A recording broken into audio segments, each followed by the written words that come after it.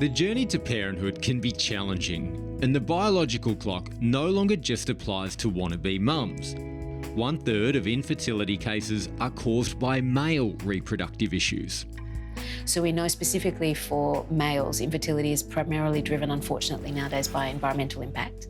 So environmental exposure, DNA damage to the sperm, poor diet, lifestyle choices, things like that. And obviously there are other higher order or more complicated conditions as well.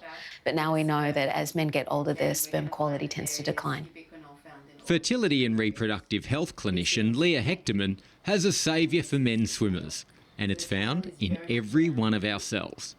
So ubiquinol is the active form of coenzyme Q10, and it's a very, very powerful antioxidant. Ubiquinol assists in the production of energy in the body by ensuring the health of the mitochondria, which is the powerhouse, the energy generator within each of our cells. So ubiquinol works in a number of different areas, but most of the research centralises around sperm health. And so when we look at sperm, we look at three main parameters. We look at sperm count, so the number of sperm per ejaculate. We look at sperm motility, which is the movement of sperm, and we look at morphology, so the shape of sperm. And when you dive into the research, you can see that ubiquinol is actually concentrated within the actual structure of sperm. And so, for example, it's concentrated in the tail of sperm, so we know that it assists in the movement of sperm and helps them to swim faster and get to the goal. And we know that it's concentrated in the neck and the head, so we know it's heavily involved in the structure, so the morphology, but also the DNA, which is found within the head and the neck of the sperm. So the DNA is the information that goes from the male sperm into the female egg, and then that's the information that gets carried over and creates our children.